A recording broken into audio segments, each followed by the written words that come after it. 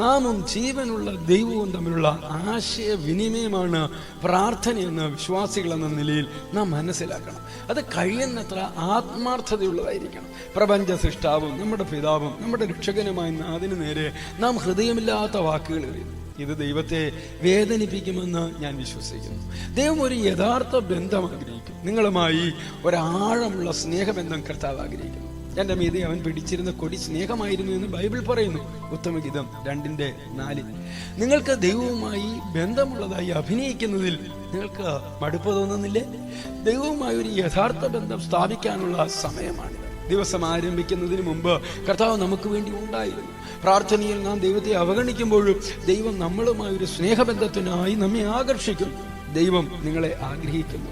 നിങ്ങളെ ഇഷ്ടപ്പെടാത്ത ഒരാളെ നിങ്ങൾ എപ്പോഴെങ്കിലും അതേ രീതിയിൽ ഇഷ്ടപ്പെട്ടിട്ടുണ്ടോ? ഇത് വേദനാജനകമാണ്.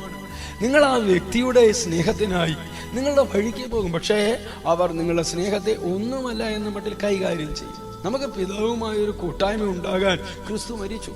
നമ്മുടെ രക്ഷകൻ താനുമായൊരു ബന്ധം നാം സ്ഥാപിക്കുവാൻ വേണ്ടി കുരിശിൽ മരിച്ചു. നാം ആ ദൈവസ്നേഹത്തെ ഒന്നുമല്ല എന്ന മട്ടിൽ കൈകാര്യം ചെയ്യും. ഇപ്പോഴും ദൈവം നിങ്ങളെ കുറ്റം വിധിക്കുന്നില്ല. കർത്താവ് നിങ്ങളെ വിളിക്കുന്നു. ദൈവം നിങ്ങളെ കൂടുതൽ ആഗ്രഹിക്കുന്നു. ക്രിസ്തു യേശുവിലൂടെ നിത്യതയ്ക്കായി ഉതകുന്ന ഒരു നല്ല ദിവസം ആശംസിക്കുന്നു.